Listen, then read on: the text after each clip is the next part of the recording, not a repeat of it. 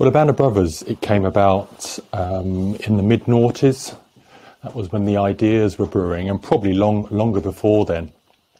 But essentially, there were a group of men who were interested and involved in rites of passage work and personal development work.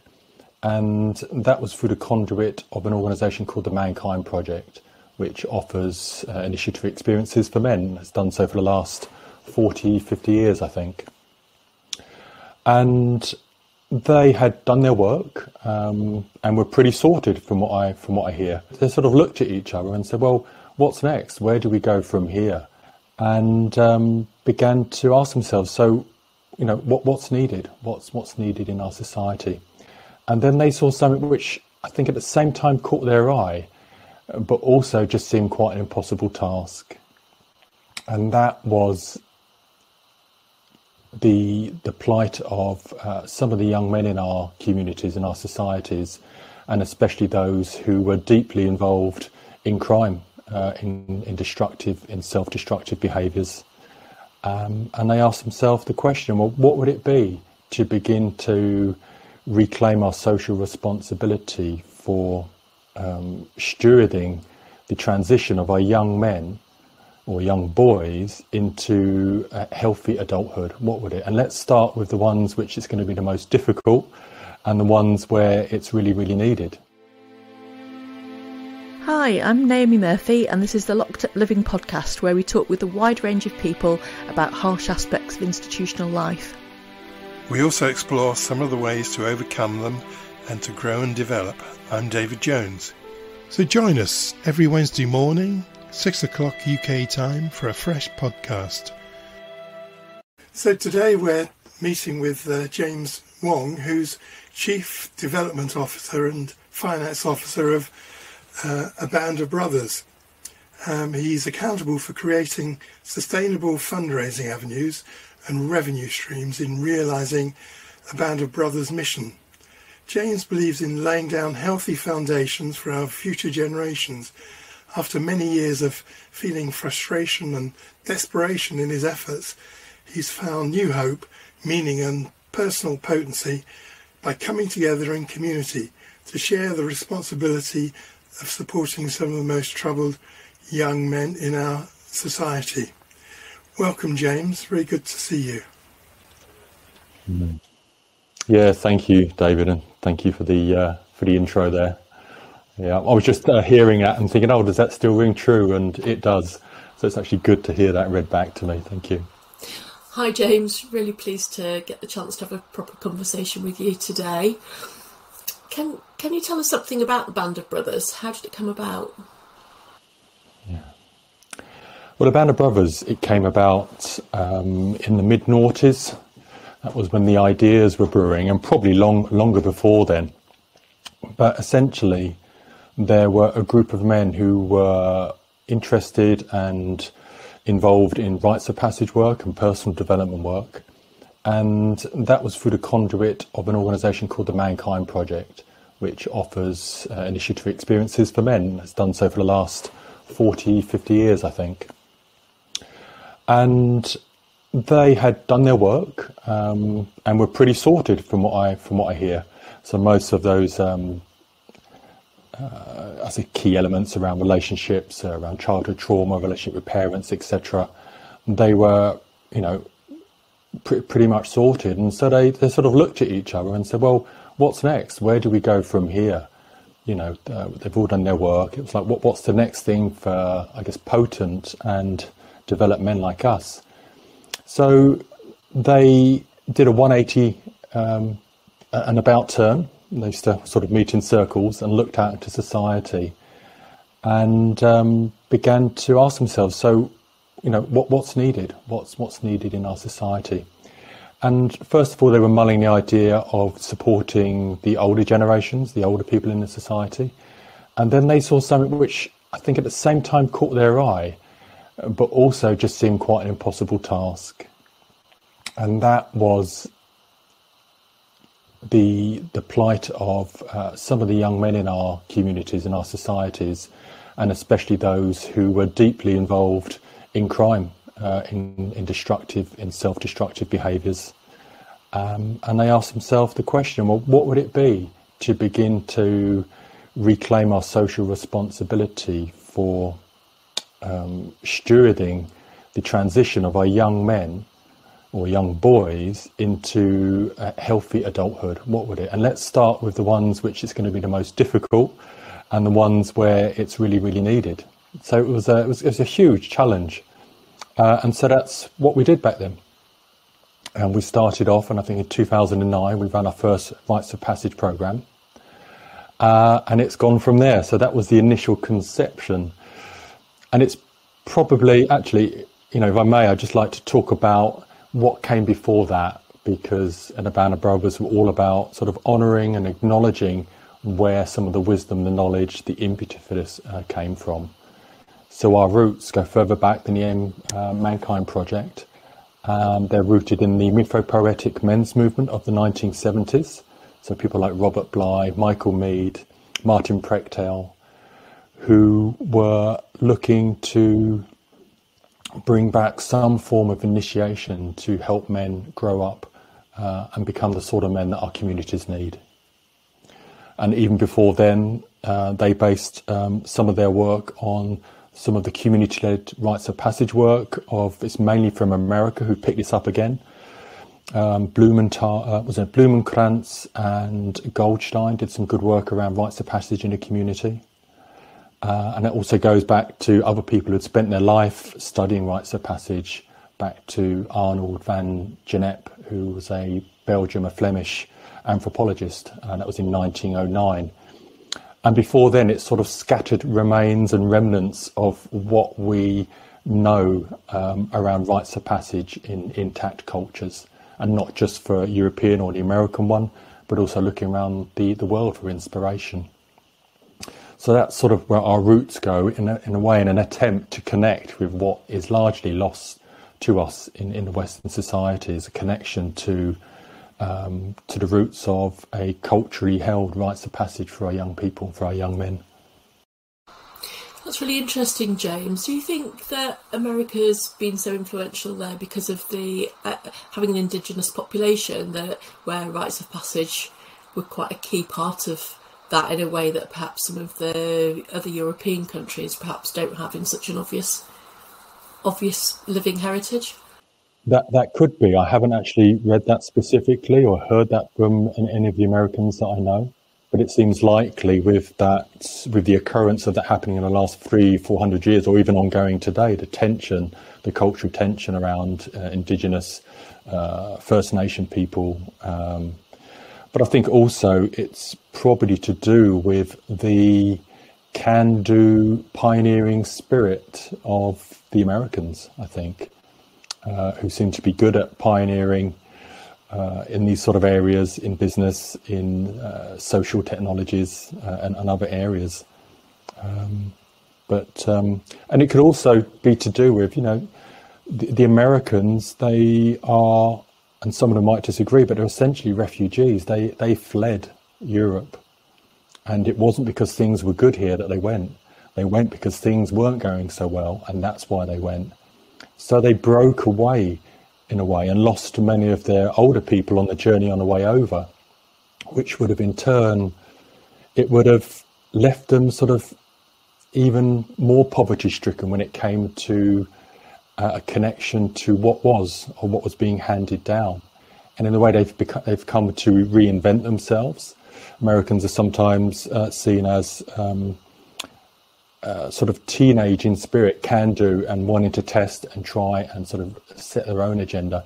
But perhaps it came out of a poverty, really, around tradition and having to make it up themselves, that they began reaching for meaning and cultural sort of roots where there were none, or they were pretty much lost. So maybe it's something to do with that. That's really interesting, really interesting. And how did you come to be involved with them yourself? I saw a Facebook ad. I actually met someone at a barbecue. I was home educating my children at that time, and I was at one of our barbecues. And one of the guys came up and he said, oh, we was talking about Abandofbrothers. I can't remember what he was saying, but he was incredibly enthusiastic. And I thought, oh, okay, yeah, I know. I'll give it some thought. I might give that a go. And he kept going on about it all night. He'd had a bit to drink. And I could see he was incredibly moved and really wanted the whole world to come behind this. And I guess, you know, I hear something, it sparks my interest, and I go, okay, well, I'll check it out and let's see. And also a friend of mine, a woman who was also in the home educating scene, she said, oh, it sounds good, I think you should give it a go. And found that encouraging. So I went along to the open night, and there we sat in a circle of about 15 people from Eastbourne. That's where they were setting up back then. And I could feel that I was quite sceptical, actually. I was thinking, oh, right, here we go, bunch of men in a room, what's this going to be like? So I was quite guarded and quite sceptical at that moment. And I was one of the last people to check in. And by the time it got round to me, I was actually surprised myself. I was actually quite open. And something had happened, not just in that round, but throughout that evening, where I thought, well, you know what, that was all right. That was okay. And I just got a sense of, you know, something missing, or that something's been missing in my life. So I felt drawn to it. But I was the only one that evening, as we were checking out, when they were asking, so are you up for this or not? And I said, well, I like what I've heard, but I'll give it some time, so I don't know yet. So I gave it 2 weeks, and I know that if in 2 weeks there's still something stirring, you know, after the elation and the hype, or allowing for the reduction of hype, I guess. And I thought, yeah, I'm going to go and do this. I'm going to go along, complete my own rites of passage journey, and get on board with mentoring young men in Eastbourne. And back then it happened really quickly. I think within 6 months we were on a mentoring program with 11 young men from probation, supported housing, leaving care. And we were, a part of that summer was also going up to Snowdon to climb a mountain with them. So we don't do things, it doesn't happen so quickly these days. But I guess what I want to say is, you know, we were doing it before we even really knew what it was about. We received training and guidance from some of the senior men back then who were helping us set up in Eastbourne. And that's how I got back in. So I didn't come into it really with a passion for working with young men, and it took me a while to mature and get a sense of social responsibility and purpose in society. And that has grown over the years, and it's deepened and widened. So in a way, I've been a slow maturing fruit on this subject, and probably in other areas in my life. But the foundation just feels solid and considered. So I guess I'm in it for the long run, rather than just for now and on to the next thing. I've sort of had enough of that. Yeah. And you gave us kind of like an overview of the history of initiation into adulthood generally, but I wonder about kind of like Britain specifically. You know, what's the history within British society of initiation, and, you know, why is this an issue for young people right now, do you think? Yeah. So we know that there was a mass, you know, besides wars and famines, etc., which can sort of rupture societal ties. There, you know, during the time of the Romans, when they came to this land, their influence is felt today, and it's been like 1800 years since they were actually occupying or ruling this country. But what they did is they began to rupture our connection to the land. So my understanding of rites of passage or belief, it was based around paganism, so connection to land and to spirits and the weather, etc. And through the implementation of agricultural technologies that the Romans brought, irrigation, etc., we began to do mass agriculture. And what that did, it broke a connection to nature and the land. And so from what I understand, that was the beginning of fundamentally changing our relationship with the world. And there were other things as well. you have invasions and stuff like that going on. And of course, there's the Dark Ages where we're not too sure what went on. But what we are left with are stories and myths. Those somehow have managed, or we think they've managed to weather some of the trials and tribulations of times gone by. So one of the main stories that we use in our work is a story of the Grail. And we know the version that we work from has its roots in the 11th century, where we know it was put to pen to paper and further developed. But we suspect, that's all we're sort of left with really, is that this story was passed down from village to village, from fire to fire, down through the ages. So it was a job of the storyteller to do that. And I think more recently, there's been the Industrial Revolution, which further disconnected us to the family unit and the land, etc. So the whole picture of industrialisation has continued that trend. But also just a simple thing that, housing in the 1970s and 80s, housing became a commodity. So it was really easy not easy, but it became easier, or there's a trend where people were buying houses, they would live in them for a while, sell them and move on. So you had this constant movement of people. I know that's not true for all communities across England, but certainly in the south, it was a hotspot for that. So I think that's also contributed to the breakdown. And, we can talk about political or economic setting, lack of youth clubs, etc., etc. So these are all things, but where we've ended up is and also there seems to have crept in a generational gap between certainly older men and younger men, perhaps the younger generation, the older generation, where the older generation, it's not trendy to be old. It's like most of what's been pushed is around staying young, looking young, dressing young, thinking young. And I think it's not so trendy to be old. And I just wonder how many of our young people look to our old people and going, that's what I aspire to. That's where I want to be when I'm 60, 70, 50, 60, 70 or whatever.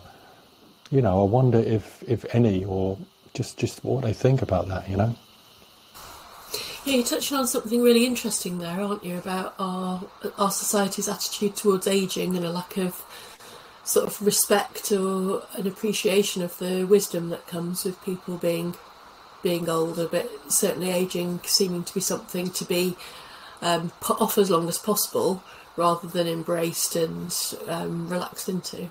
I mean, just in response to that, it's also, we as older people or elders who fulfil the function of eldership to our communities, it's like, are we worthy of that? It's a question for us. So, I think that has to be earned rather than just because we've reached a certain age. It's actually our behaviour and how we're showing up in the world.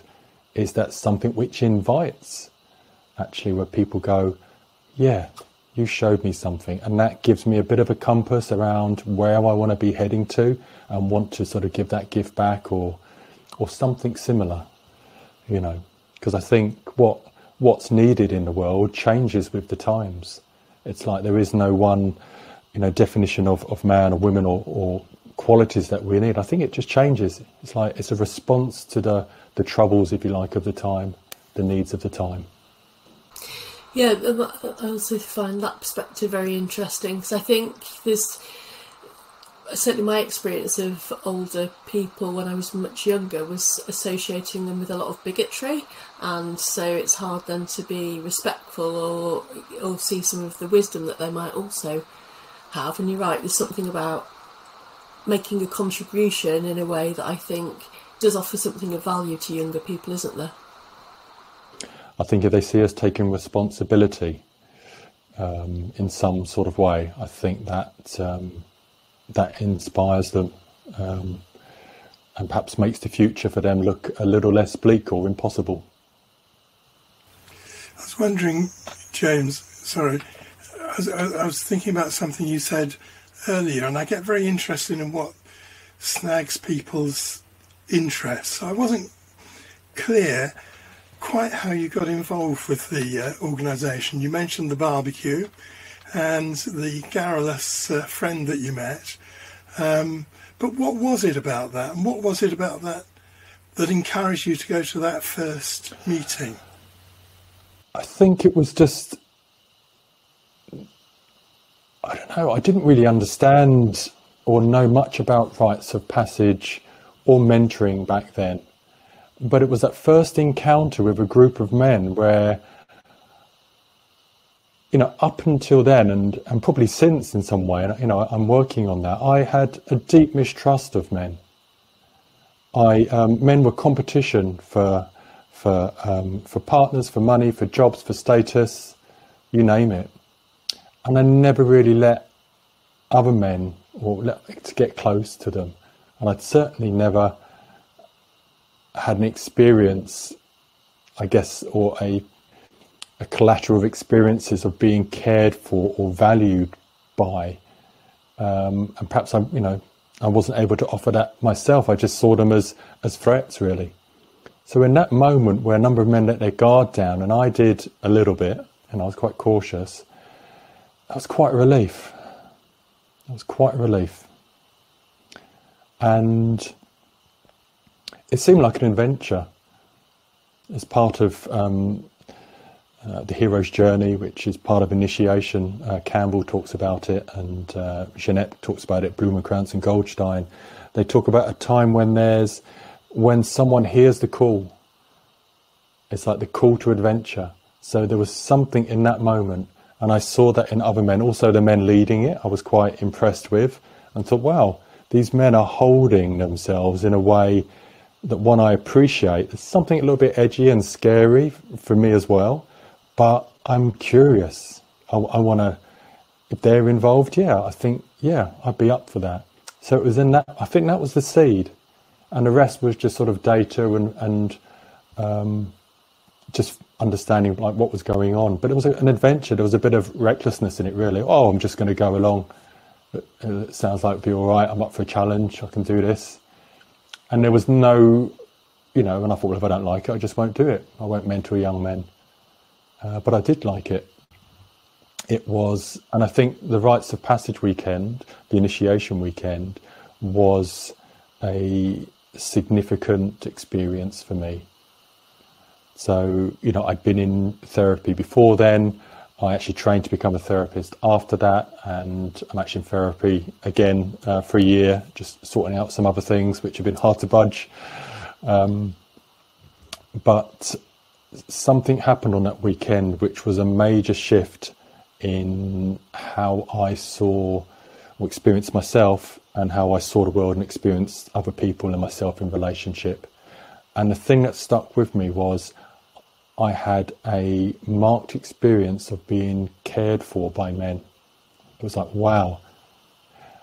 And even then I didn't quite believe it, but I certainly had an experience of. And there was one particular man who was part of facilitating my process, Dan Hartley, and I thought, he seems so nice. I never quite believed it. I actually work really closely with Dan now, speak to him a lot. And I've realised he's genuine. Man, he is genuine. And that's quite a thing for me, because I just couldn't believe it. It went against, my sort of early programming. The world, people are not to be trusted. But I genuinely believe in his good intentions and goodwill and caring for others. And for me at that time, that has been welcomingly sobering. You can imagine what other story was playing out instead of that. So that's quite a major thing. And I know the same thing begins to happen with our young men. There's a lot of distrust between the older generations and the younger. Many older men are frightened. They see a group of young men, hoods up. It's like on guard. When I go around Eastbourne, there's a chance that I'll probably know them, or at least one of them in the group.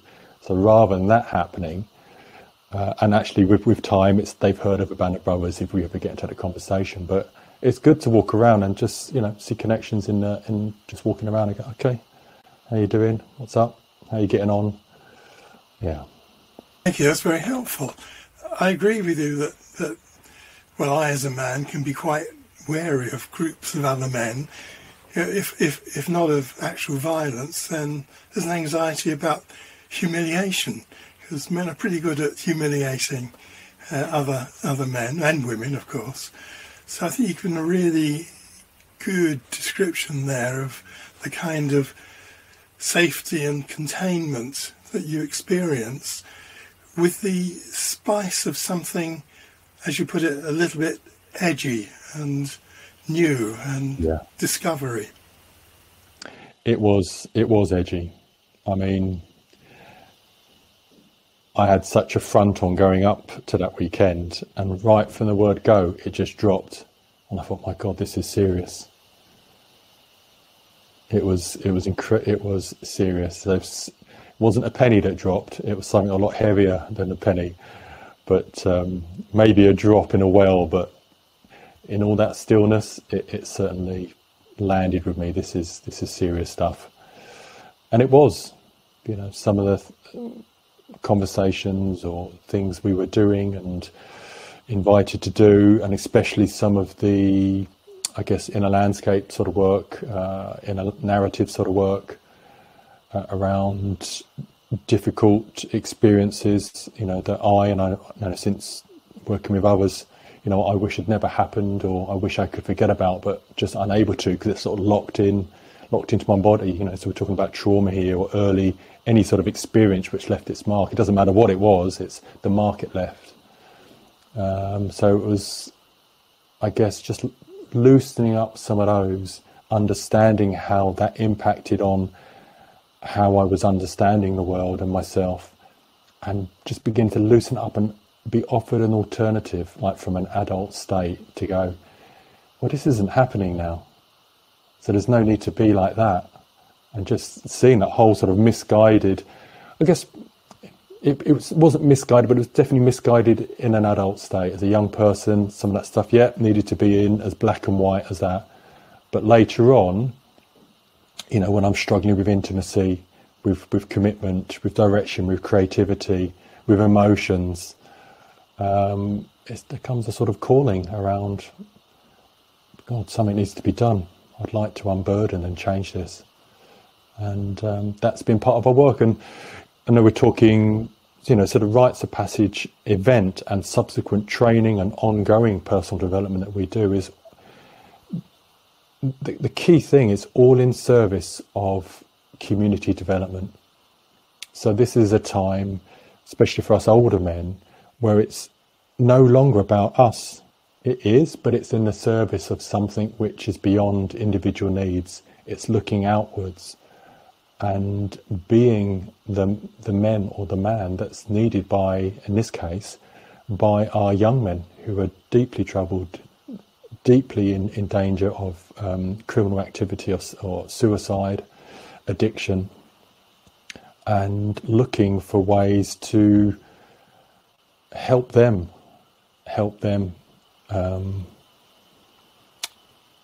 just feel a little bit better about themselves and people around them, and so they can start to rebuild their lives in a way that's right for them and right for others. Because at the end of the day, reaching a certain maturity, we see that, and it does take young men a bit longer to sort of catch up on the empathy front than young women.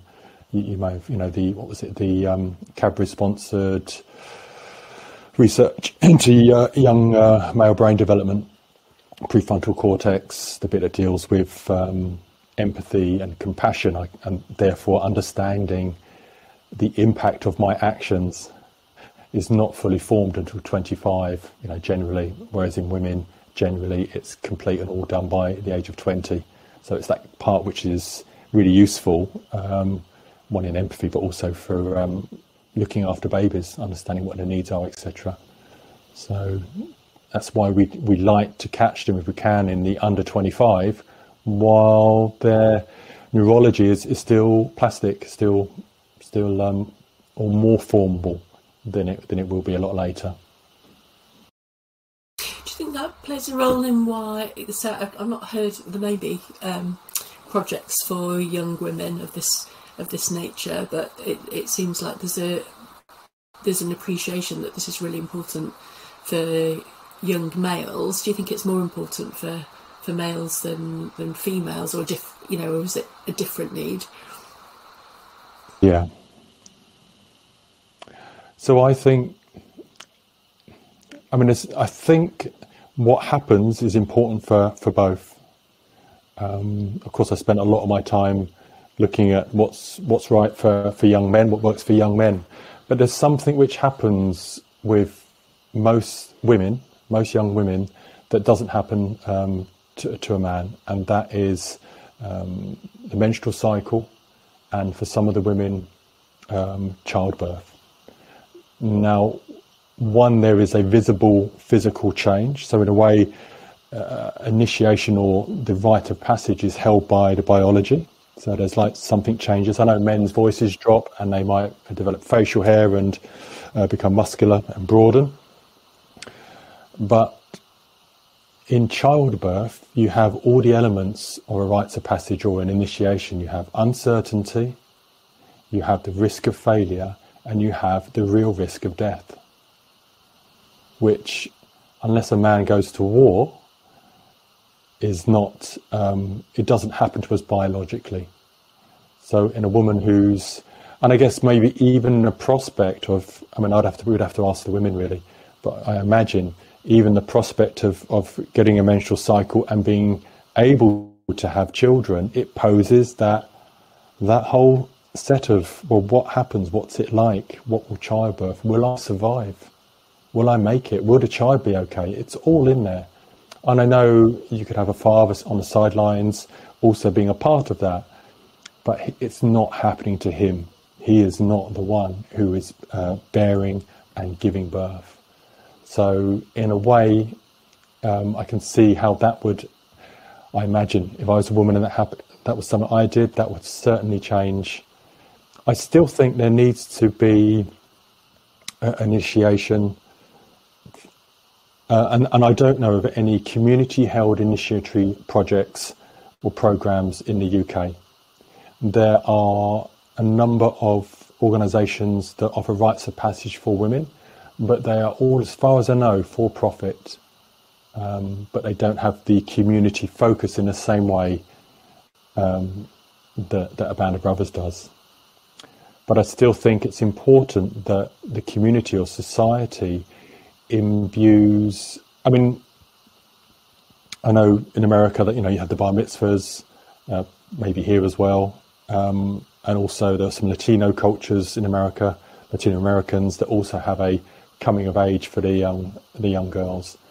But I think it would be really good actually if there was a sort of circle of sisters or whatever, who were also doing some work, ideally with the partners of the men we're working with. That would really, really help all the families or the mothers. That lets them understand what's expected of them and what they can expect from the older women or from the community in return, where their status is elevated once they reach a maturity, and it's marked by an initiation. It's like, now you are, and this is your place. This is what we expect of you. This is what you can expect from us. In a way, this is the code of conduct. This is how we hold ourselves. These are our values.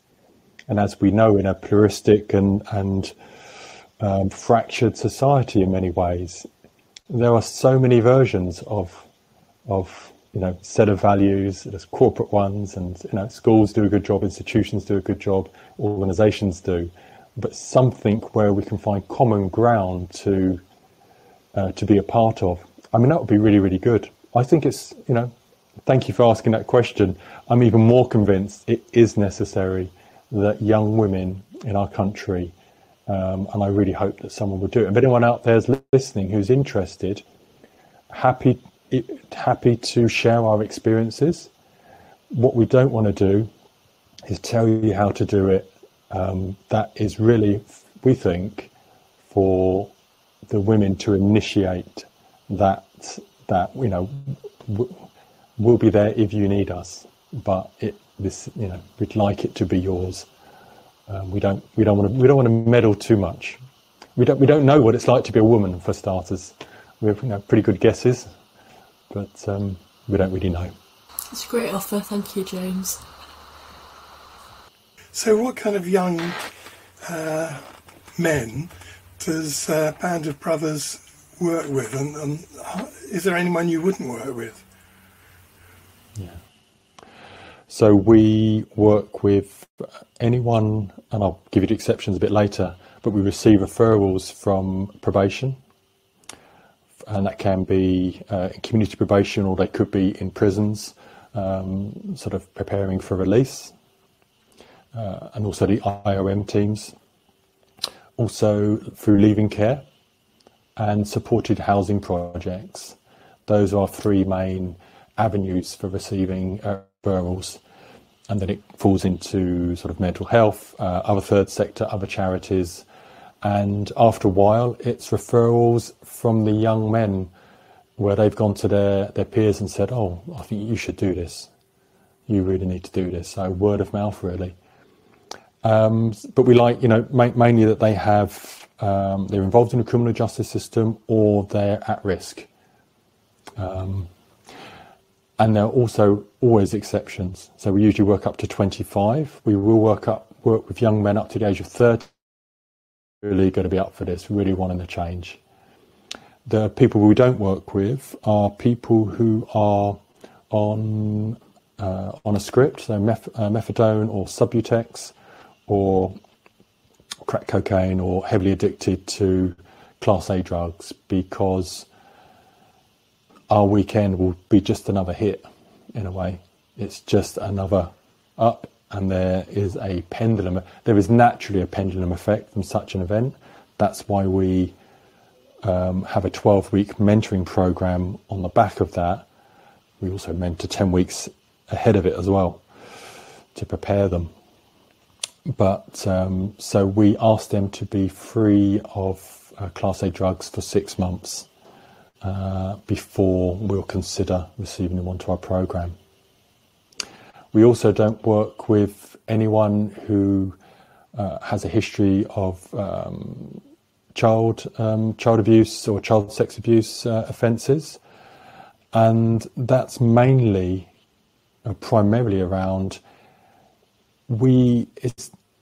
there is such a culture within society, but it seems to be within the criminal, a certain segment of society who are involved in the criminal justice system or around it, that they're just totally unforgiving about anyone who has committed a crime, sexual abuse against children, and we would struggle to keep them safe.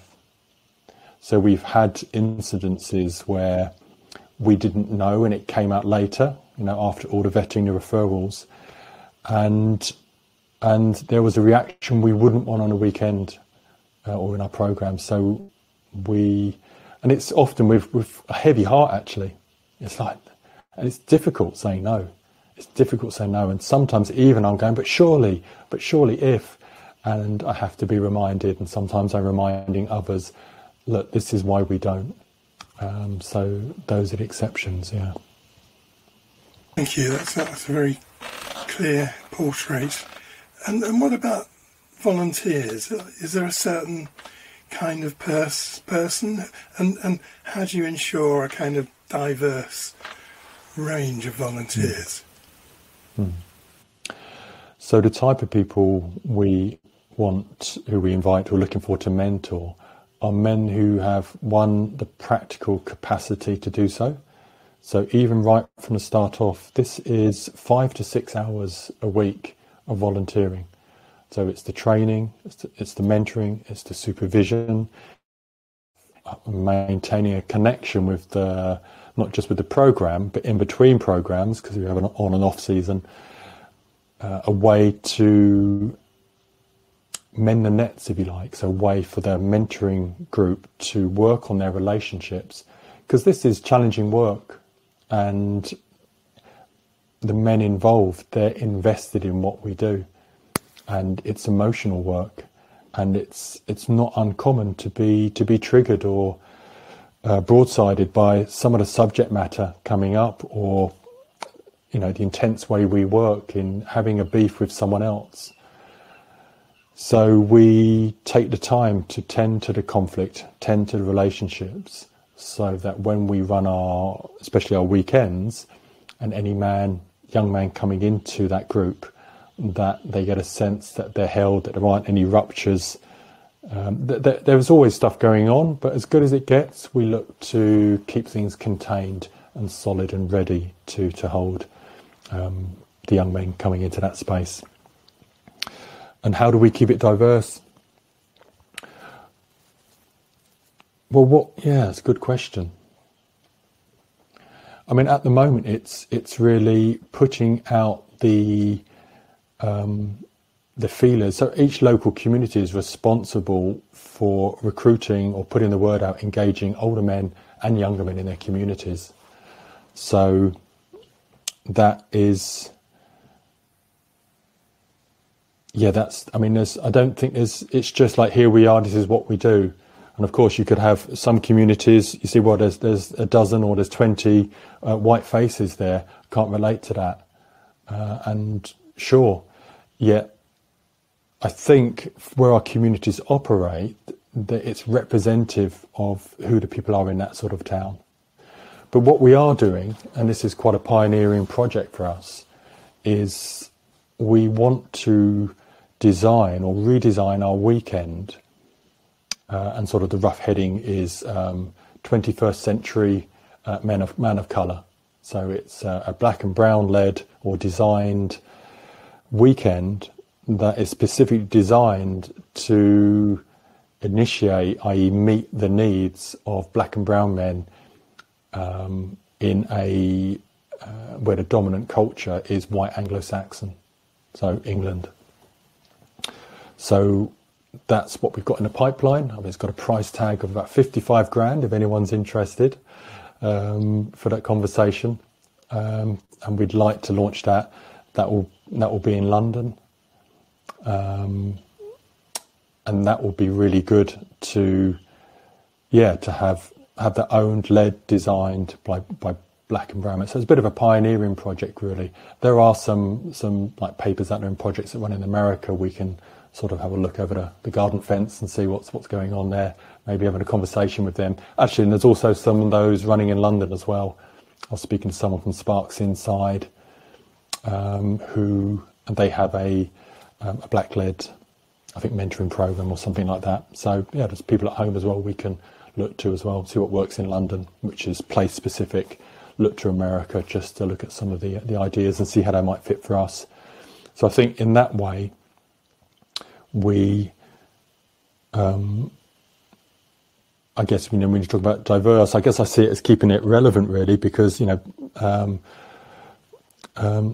black men are 4 times overrepresented in the criminal justice system. It's atrocious. And, in the same way that we work with young men, where there's 95% of the population, the prison population are men, it's like, whoa, what's going on? And I think as society we may become a little bit numb to those sort of things. Oh yeah, it's just men in prison because it's men who committed crimes. But so I think that, and also around this diversity training, which is really around us and our volunteers understanding. It's equipping, actually, first of all, that's what we're doing right now, is equipping our members to have some of those difficult conversations around equality, diversion, inclusion, what it means for us as individuals, or what it means for the other people. And although we are pretty good at listening and we're pretty good at dealing with conflict, we've seen there's something else is needed to hold a conversation which can be incredibly emotive, but in a way where I can feel heard and also hear what the other person is saying with some heart, not heart that's shaking or hurting in some sort of way, in an unhelpful way, if you get what I mean. So I think all those sort of ways is just raising, I guess, our emotional and social intelligence as an organisation. Also the issues around clear, like what's going on, you know, why are there 4 times as many black men, etc. All the other things that are going on. And I think that way, we don't set, like, you need to get so and so many black men. We don't do that. It's like we work on attraction. So what can we do that would attract in? Yeah, we can reach out, but yeah. I hope that if I sound a little bit unsure and confused, it's probably right, because we're still working that out. If you know anyone who's sorted it out, the EDI question, I'm sure we could look to find some good money to pay them, and so they can sort us out. But so far, yeah, I don't think it is a nut to be cracked. I think it's something to be wrestled with. So in that sense, that's what we're doing, along with everyone else or other people. Yeah. Well, I was going to say, I think it's generally speaking in the psychological field, it's axiomatic that people struggle to get a diverse balance, particularly among practitioners. Increasingly less so, I think, in the prison system, in programs and therapeutic communities, but among practitioners, it's still a struggle. I don't know about you, Naomi, what do you think about that? No, I agree. I think it's one of the kind of like most contemporary challenges, really, isn't it? Is to how to create organisations that reflect and diversity and are inclusive and accessible to everybody. I mean, one of the key elements of a successful community-based rites of passage program is there needs to be not just a connection between the young people in the program, but there needs to be a connection between the men, or in our case, the men running it, and the program. So there needs to be a level of ownership. Otherwise, if you don't have that row of things, it just doesn't work. So we have tried satelliting our program in a way into London. I'm not saying that was the reason it didn't work, but we think we'd have better chances if this was a grassroots-led something from men from your community, your postcode or whatever, who are stepping up to be available for the young men in that area. You know, we can split London into a set of villages if that's at all possible. And in a way, you know, that, what does that do? That sort of activates the sense of local social responsibility in men and gives them a purpose. And yeah, that sense of community seems important. And actually, even thinking about organisations like NHS trusts, prisons, or what have you, probably the more focused an organisation is on its community and engaging with its community, the probably the more easy it is to reflect what's going on at a community level. But what are some of the challenges beyond that you've encountered during the course of the work? Well, one of the early challenges was realising that just a weekend, however impactful, however transformative, doesn't just work by itself. And out of that came the community sort of based mentoring program, which actually there is an official end after 12 weeks, but it goes on. You know, young men can access the mentoring support circles for the rest of their lives. One of the ongoing challenges, and anyone who's involved in the criminal justice system or third sector will go, yeah, us too. It's engaging young men. So how to actually, you know, we know we'll receive 30 referrals and we'll be speaking to 10 of them who will even, you know, and 5 of those will actually come on to the program. So we know that's what it's like. And because of what we're asking is we're asking the young men to make a significant step into the unknown. With men, they've maybe met for 10 weeks and had a bit of mentoring, and they get jitters, and rightly so. It's like, it's better that you come with some jitters onto this weekend. It tells us you're taking it seriously. Even if it's expressed sort of outwardly, yeah, come on, I'm up for it. Can't wait to be picked up. I'm coming. I'm all up. Or it's like people wobbling. Oh, I'm not too sure. So it's engagement. And it's also growing our leadership. So it doesn't matter how much money or funding we get or how sorted we are operationally. We can't, the old saying goes, you can't push a river. So the sort of men that we need in our organisation who have the presence, the empathy, the potency to engage our young men and work with our young men, that takes time. So a part of what we do is ongoing leadership work and mentor training work. And it's also men who are ready to turn that into a job, because there comes a point where I can volunteer and then I can't volunteer any longer. It's not sustainable and it turns into a job. And who's ready to, who knows what job they're going, if they've got engineering jobs or whatever job. It's like, no, just financially, I can't work for you. Even though I think we pay a good wage. So that's a challenge. And it's just sort of a bottleneck in a way. I mean, organisationally, and I won't go on about it, I'll just sort of briefly, but, we are a small, maybe getting into the realms of medium, small charity. And it's one of the overarching imperatives right now is, well, how do we grow as an organisation enough to support more and more communities around the country, and we still maintain a sense of where we come from. So our values, our altruistic roots. So it's balancing ideals with professionalism, really, things that are needed to make an organisation work. So that we're in the throes of that organisationally at the moment, and just getting our act together in lots of ways organisationally in a way to support the operational growth.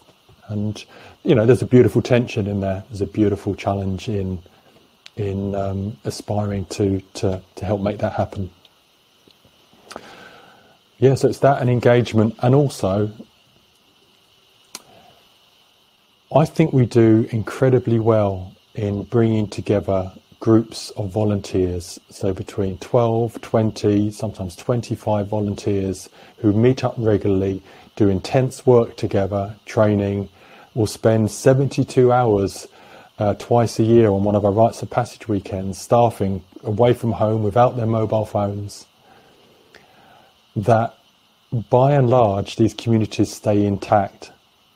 It seems to me, or some of what I've encountered in the volunteer sector, is that you can have just one person who's the charismatic, got all the time and leading it, and you have a changing group of 3 or 4, and it's quite difficult to grow it beyond then. And I think what we're achieving is quite remarkable, really. Groups which I wouldn't say they're immune to imploding or exploding because of interpersonal sort of stuff or intrapersonal between communities and the central program support body. But we are attending to what will make us more resilient in that sort of area. Because as we're noticing, as we get larger, we're having less day-to-day in-person contact with those communities. We have, there's more distance between, say, the executive and the front line. So it's like how to maintain those relationships, that sense of belonging, connection. Is that even possible? We're challenged by that, really, because without our volunteers, a coherent, functioning group, nothing happens, That seems like quite a common challenge for organisations as they grow, isn't it? To how do you adjust to the scale? I don't know if you wanted to say anything else, David, before I asked another question. I suppose relevant to that is because you've given a good description, I think, of your plans for development and expansion. And I suppose one of the thoughts that brings to mind is, how do you manage safeguarding? Because we know that there have been numerous examples of problems arising in boys' clubs, football clubs, churches. So how do you manage that side of things? So we manage safeguarding probably like every other organisation, with safeguarding policies, safeguarding training, and having a clear line of accountability, etc. One of the key things that we work with, because we're working with young men, is around accountability. I mean, right from the word go, every week as a group forms and comes together, there is space in there to either hold ourselves accountable or be offered accountability, but a way of working and staying in integrity. So that's pretty good for just sowing that seam of accountability through our organisation, and that runs all the way through. And if not, it's quite obvious when it's not being adhered to, and there's an expectation that people do. When we do have safeguarding issues come up, they can easily swamp and take over, especially Dan and Conroy, who are the exec who hold the safeguarding roles, safeguarding officers, and we just have to take time for those every single time. There's no rushing safeguarding. There's no like, oh, that will do. No, it needs to be attended to. It needs the time that it needs. So in a way, it can stop everything. Everything else has to wait until that happens. So we are looking at restructuring and expanding and delegating those roles, or some of those administrative roles, and raising sort of the organisational intelligence to better handle and deal with safeguarding issues on a local level. But it's not easy. There's just so much to be that needs to be taken into consideration. So I'd say, we do it well, and we feel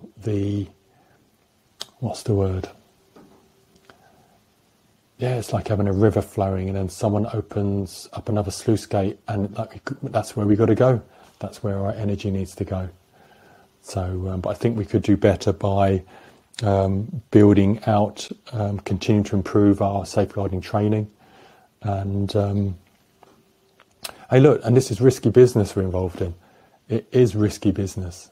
The people we work with, some of the things that we do, we're running close to the edge of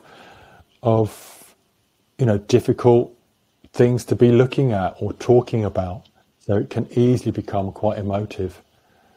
And I think just fortifying our mentors as well in sort of, being compassionate, being potent, being present, and clear on what procedure is, allows the young men to, or these sort of things, to sort of be held and received. But we're not immune to it. We never will be. It's difficult. It's difficult stuff. Did that answer your question? It's a real challenge. Given the section of society that you're serving, I imagine you've probably encountered some quite painful stories during the course of your work. How do you look after your own emotional health whilst doing this work? I mean, I think you've hinted at some of that in terms of the actual work sounds quite nourishing, but I wonder if there's any advice you would give to anyone listening about things that seem really important. Yeah. And just thinking back, I have struggled along the way. I think the way I go with it is I allow myself to be moved. I allow myself to be troubled. And I also have my limits where it brushes up against, my own stuff, where I can no longer be so empathic or so receptive of that. So what I do is, we have a great culture internally of mentoring. And there are some great men around in our organisation who I can turn to speak with, to speak it out, to receive some support, receive some care. I also have supervision myself, which is of a therapeutic nature, which is incredibly helpful to, some of that stuff which just seems so deep-rooted. It just needs an extra little bit of care, I guess, and time and subtlety to work out. That's sort of where I'm at. And the beauty of the work I'm involved in, the better I get at this, because I still work on the front line, I still run a lead on the Rites of Passage weekends, I still mentor a young man, the beauty is the better I get at it, the deeper I get more involved. And again, I meet my edges again afresh, which just challenges me. And, it doesn't mean I need to attend to it, doesn't mean, but if it's meaning sleepless nights or I'm finding myself disconnected, I often find that I need to grieve, really. And it is inbuilt. I actually, regularly, I make sure I staff those weekends at least twice a year, if not 4 times a year, because every time I forget about what's going on here, I'm right there, I can be involved in it, and I'm reminded, and I just come away from those weekends feeling a whole lot softer, a whole lot more connected, a lot more humility, having shed a whole lot of tears, and that seems to do me well. Also, I also do stuff which has nothing to do with third sector helping people or any of this. So I paraglide. I started paragliding about 6 years ago. And although I am wary of, look, James, you're putting yourself in mortal danger again. You're taking risks, and you're all by yourself up there. I do actually enjoy the community around it. When I am launching off the hill on my paraglider, I am definitely not thinking about emails. I am definitely not thinking about organisational development, growth and funding and finances or interpersonal stuff. If I do, it's a real concern.